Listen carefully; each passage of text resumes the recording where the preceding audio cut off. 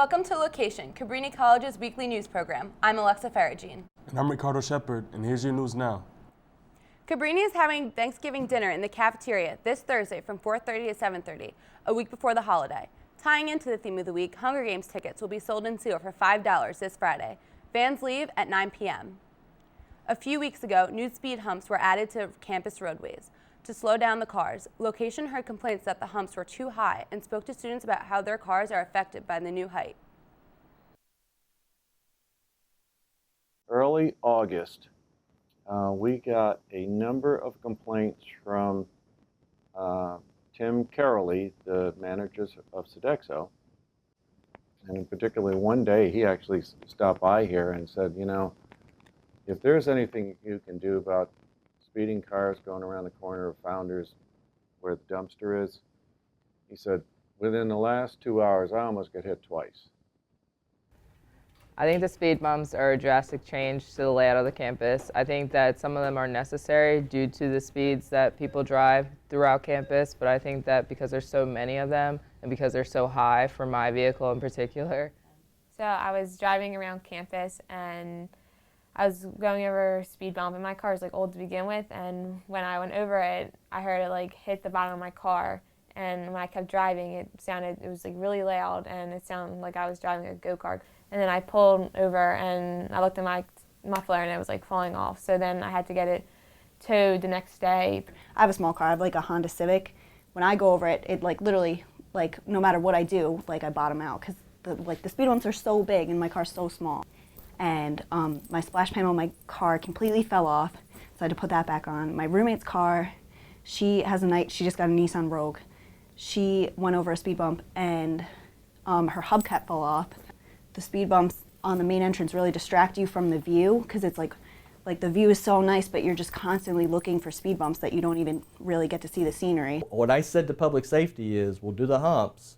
If that doesn't work, like at that intersection, we're going to post a public safety officer to direct traffic, because somebody's going to get hit. You know, I mean, it sounds kind of comical, but I'm looking at it as a liability. Here are a few Cabrini event announcements. An open house will be held this Saturday, the 22nd, for incoming freshmen. Wing Bowl is Monday, the 24th. You can sign up in Seal to set up your team. Wednesday, November 26th, dorms will be closing for the holidays. If you would like to reserve housing over the holidays, you are able to do it on Cabrini 1. Saturday, November 22nd, vans will pick up students to see the show Chicago in New York City. Tickets are $35 for the show and $10 for a round trip to New York City. The 2014 Mr. and Miss Cabrini pageant went off without a hitch. With an awesome performance by Daka Boom and a very diverse group of contestants, it really made the show pop. Here's just a look at our winners and the rest of the pageant. My name is Jen. My name is Kiara. I want to warmly welcome you to the Mr. and Mrs. Cabrini 2014 pageant. Thank you, everyone. And without further ado, here's Dr. Boom.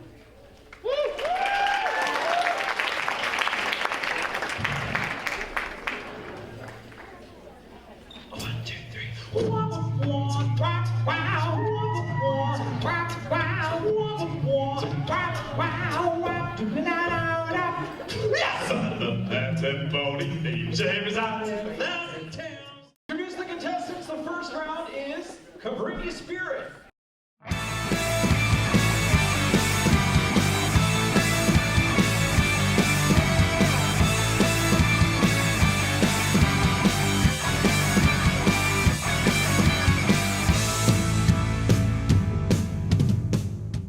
Next up, the talent round. The round you've all been waiting for.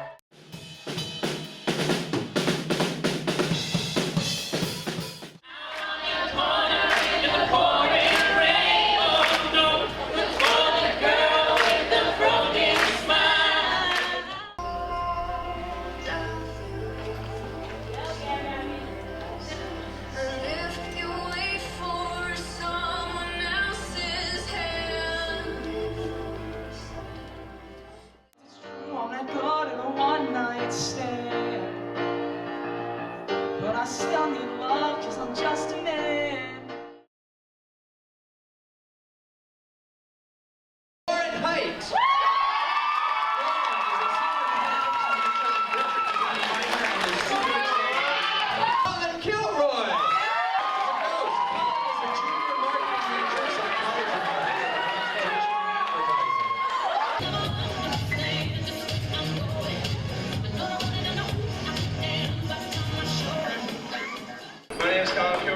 This is my tennis trick shot video.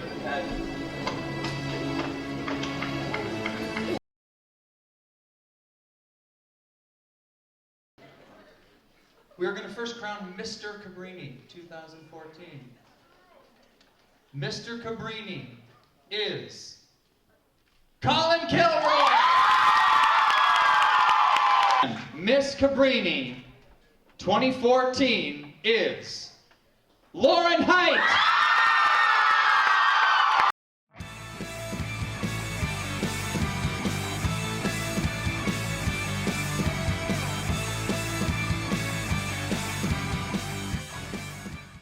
All right, thank you to everyone who came out to the pageant this past year. I know Colin and I both really appreciated it.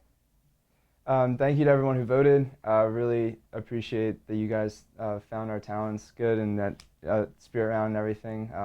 Can't thank you guys enough. So, Mr. and Miss Cabrini 2014 signing off. See you next time. Congrats, Lauren and Colin. And that was your trip around the block. Let's check in with Howard Blake to see what's new in sports.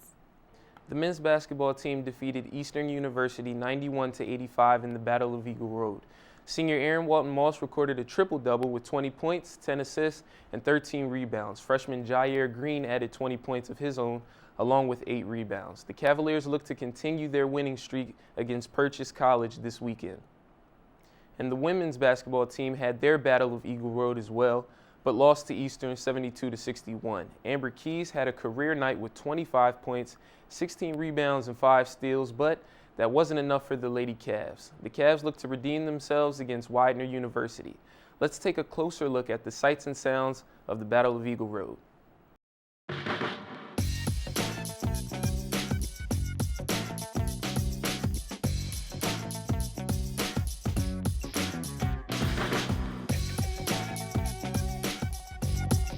It's an exciting event because so many people come and our team gets really hyped for that game. The highlight of playing Eagle Road was practicing our offense against the zone because we don't practice that often. So getting to see that, which we're going to see a lot this year, was a good experience for our team. My first Battle Eagle Road, I was kind of nervous the whole first half. And it was exciting, and like the crowd, it was a lot of energy. And I was trying my best to stay in the game, stay focused, and do my best as a freshman. Doing the last Battle of Eagle Road didn't end the way that I expected, but it was a good crowd. We had really good support from the students, faculty, parents, so the atmosphere was amazing and I couldn't have asked for anything better. Well, sitting on the bench, watching them play Eastern, it was like kind of tough, but then again, I was happy for them because, you know, they worked hard for it, you know, the spots that they're in now, so I only wish them the best of luck during the season and tell my team. So my expectations for this season are to only go up from here. We want to win the CSAC this year, and we want to make a run in the NCAA tournament. Our expectations for the rest of the season is to continue to grow as a team, get better every practice, every game, and ultimately win the CSAC again, like Cabrini has done in the past, and win that championship. The women's volleyball team took on number 4 Wittenberg University in the first round of the NCAA tournament this past weekend. The Lady Cavs fell to Wittenberg 3-0 and put a seal on their season. The Lady Cavs ended the year with 26 wins, the second most in program history. And that was this week's sports news. Let's send it back to Ricardo at the news desk. While waiting for a grand jury to make a decision about indicting a policeman in the killing of Mike Brown in Ferguson, the governor of Missouri State has decided to activate the state's National Guard. Over the past months, the death of the young teen has caused an uproar from the people living in the Ferguson community. The governor of Missouri says that the Guard will support law enforcement in their efforts to maintain peace. The grand jury expects to reach a decision on this matter in mid to late November. In other news, Pope Francis has announced that he plans to visit Philadelphia next September. Earlier this week at the Vatican, the pontiff says that he will be in Philly for the World Meeting of Families, a gathering sponsored by the Roman Catholic Church, which takes place every 3 years. He also plans to address the UN General Assembly in New York and meet President Obama in Washington. Aside from Pope Francis being the 4th Pope in history to ever visit the U.S., Catholic officials believe that his visit could attract up to 1 million people. Over 2 years, South Africa will spend up to $1.4 million on HIV/AIDS medicine. According to Trade and Industry Minister Rob Davies, the government aims to buy 3/4 of the drugs locally. The AIDS charity average says that the country has the biggest HIV epidemic in the world, with more than 6 million people living with HIV. However, with this new treatment program, up to 1 million AIDS patients living in South Africa will receive medical treatment. And those are this week's big issues. Dixon House, more commonly known as House 2, has been closed since fall of 2011 due to mold. Recently, Cabrini College's president, Dr. Taylor, announced that the school wants to reopen the dorm next fall and that there are plans in works for the new concept of sophomore living and learning communities being housed in this residence hall. So the Dixon House, or what students refer to as House 2 on Residential Boulevard, and they put a major addition onto that. And there was a mold issue in that addition on the back end. When I heard that House 2 shut down because of mold, it was a little weird for me because I felt that I was living in there at the time, because mold, that doesn't happen overnight. So the Board of Trustees voted in September to approve up to $1.7 million out of our reserves to actually remodel. And so that project started the week that the board voted and approved. Then the Student Engagement Committee of the board, working with Student Life, Academic Affairs, to have that as a unique sophomore year experience. But one of the opportunities that we're thinking about in terms of engagement right now are these sophomore learning communities and how they would directly tie with the renovations of the Dixon House. Within our first year LLCs specifically, our students live on the same residence hall, usually a cohort of about 16 to 18 students who live on the same residence hall and take a series of courses together, typically 3 courses in the fall and then 2 courses in the spring. And they have a team of 2 to 3 faculty who teach across those 4 to 5 courses over the academic year. So one of the ideas that we're currently talking about is interfaith and using the resources within the Wolfington Center with one of our community partners, Peter Bowerstocks, who is over at the Norristown House, and also working with Interfaith Youth Corps, and thinking about how we can begin to kind of bring all these components together and offer an opportunity for our students in that second year, and how we can hopefully help them to continue to develop that niche so they will return for junior year and persist toward graduation. I think it's a good idea to do that. I think with having the freshman LLC, that's a good way, to kind of get freshman students to kind of live together and band together, because some students may be a little uncomfortable their first year, but now with sophomores, they may still have those same feelings, going to their sophomore year. So I think it's a good thing to do and have that house open for that reason. I can't wait to see what the new House 2 looks like. Now let's send it over to Morgan for your entertainment update. Many people forget the struggle for the true skinny girl. People think that skinny girls don't have a struggle. Well, Victoria's Secret's Sarah Sampaio defends the skinny girl body frames on Instagram. She speaks on metabolism and how everyone is different. Bullying is bullying whether it's towards the larger body types or the very small body types. Everyone's bone structures are different, and everyone has insecurities about their own body parts also. It's important to be happy in your own body. I agree with Miss Sampaio to continue to love who you are and be comfortable in your own body type. You look great. The big talk over this weekend was over the Aaliyah movie shown on Lifetime. Many Aaliyah fans were disappointed. Apparently the whole movie was a total bust. The actor and rapper Timbaland posted his thoughts on Instagram during the premiere about how bad he thought it was. Sources say that the producers went and made the movie without discussing it with the singer's family. So therefore the storyline is missing many important areas to create a great film. Lifetime's brand is now on the line, and they will have to make up for it big time. Did you catch any of it? Tweet us at LOQation to tell us more. Aw man, a longtime show has just been canceled, and if you haven't heard about it, then I'm here to tell you about it. Hot in Cleveland is officially on its last season ever.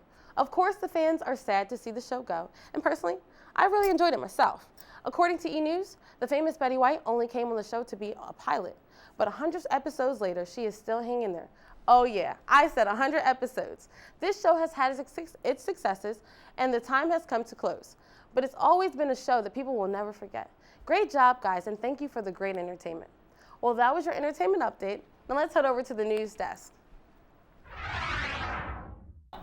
I can't believe the girls' basketball team lost to Eastern. I know, right? Yeah, I feel extremely bad for senior Amber Keys. With the best game of her career, she just couldn't get the win. I thought they were the favorite to win. They were definitely my favorite, right. But, that's the beauty of college sports. Sometimes there's upsets. So. Very true, very true. Yeah. And that's all we have for you this week on LOQation News. Be sure to stay up to date with us by following us on our social media. Simply search LOQation News. Now let's see what's coming up next week on LOQation News. Have a great week, Cabrini. Next time on LOQation News. We check in with Cabrini winter sports teams to see what they expect for this season. Then we talk to students about painting their residence halls and what the significance is behind it. Followed by the LOQation Holiday Special. All this and more, only on LOQation News.